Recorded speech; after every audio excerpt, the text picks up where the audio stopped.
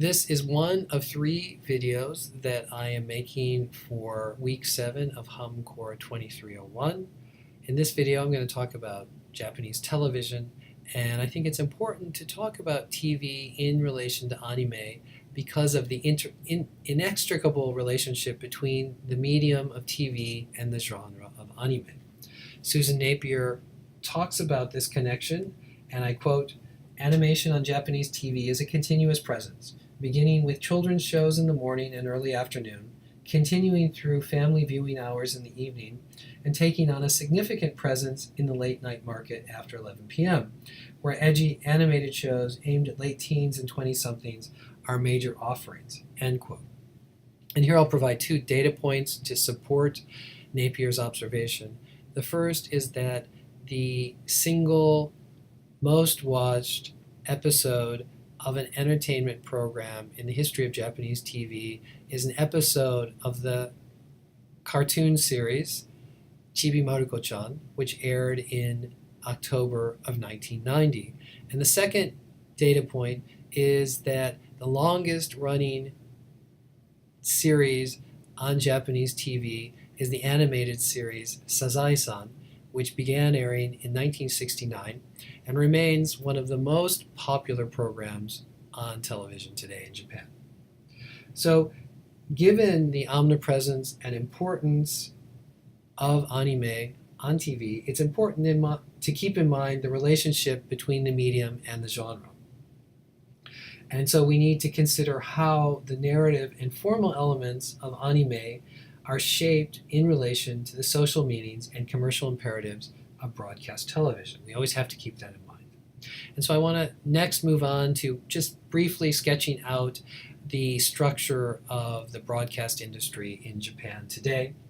And from its inception, the Japanese TV industry has shared elements of the British and the US TV systems. In other words, it's a dual system, part private, part public. Public broadcasting in Japan is controlled by NHK, or the Nihon Hoso Kyokai.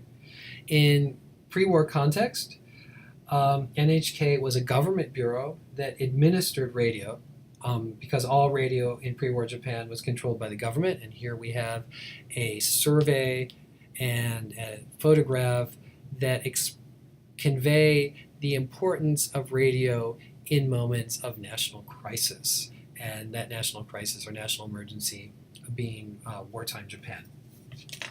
Today, NHK is a semi-autonomous entity that is funded by mandatory subscriber fees that anyone who owns a television is obligated to pay. Now, there are 5 major commercial broadcasting networks in Japan. They're all Tokyo-based, and they all have affiliates throughout the country. These broadcast networks are TV Tokyo, TV Asahi, Nippon Terebi or Nippon Television, Fuji Television, and TBS or Tokyo Broadcasting System. And all the commercial stations are multimedia and multinational corporations, and they all include branches in publishing, film production, and music recording. So this system is very conducive to the kind of multimedia promotion or media mix that we associate so strongly with animation in Japan. Now I want to turn to a history of TV in Japan. And the technology for electronic television was developed at the end of the 19th century and the beginning of the 20th century. Early experimentation with the technology occurred in the United States, Great Britain, Germany, the Soviet Union, and Japan. In fact, the electrical engineer Takeyanagi Kenjiro was the first to succeed in using a cathode ray tube to receive the display of an electronically transmitted image. And here you see in the upper right-hand corner of this image the electronically transmitted figure of the symbol E, katakana symbol E. And he's the first to use a cathode ray to receive an image, and the cathode ray tube is a foundational component of the modern television set. By the mid-1930s, the technology had developed to the point where sound and moving images could successfully be broadcast and displayed. Germany began regular broadcasts in 1935 in anticipation of the Berlin Olympics. The United Kingdom began regular broadcasts in 1936 through BBC, and the United States started regular broadcasts in conjunction with the 1939 New York World's Fair. In Japan, although there were no regular broadcasts, experimental broadcasts started taking place in the 1930s, and in 1940, the first full-length drama was broadcast in Japan. And then you have another interesting phenomenon in which, before the era of regular television broadcasts, televisions were still produced in Japan, and they were purchased as items of home decor. Research and investment in broadcast television was curtailed by the beginning of hostilities in World War II, and didn't really get going until the waning years of the U.S. occupation. The first regular broadcasting of television began in 1953, starting with NHK and followed by Nihon Terebi. And at this point, only about 16,000 homes privately owned televisions. So televisions at this period were prohibitively expensive. They were seen as luxury items. They cost up to 10 times the typical monthly salary of a white-collar worker. So they were unaffordable for most people. And so the way that most people watched television in the mid-1950s was not at home with their family, but out in public. And this is because early Japanese broadcasting companies wanted to acclimate viewers to watching television, but they knew that TV sets were too expensive for individuals to buy. So they rented spaces outside of restaurants, outside of bars, and most importantly, outside of electronic shops, where they would set up TVs and then people would gather and watch programs. And this was a very collective experience and very different from the kind of private experience that we associate with television. And the most popular programming at this time was sports, in particular pro wrestling, and I think it's safe to say that the first legitimate television star in Japan was a pro wrestler, Riki Dozan, and he was famous for his matches against American pro wrestlers. Riki Dozan was not an ethnic Japanese, but he was a resident Korean, but that did not impact his popularity at all. Television viewership, or the way that people watch TV, started to change in the late 1950s, and one of the important inflection points for this transformation was the royal wedding of the Crown Prince Akihito and the commoner Shoda Michiko. This is often referred to their marriage as the first television event in Japan, and lots of people bought television sets so that they could watch the processional and the ceremony on TV in their own homes.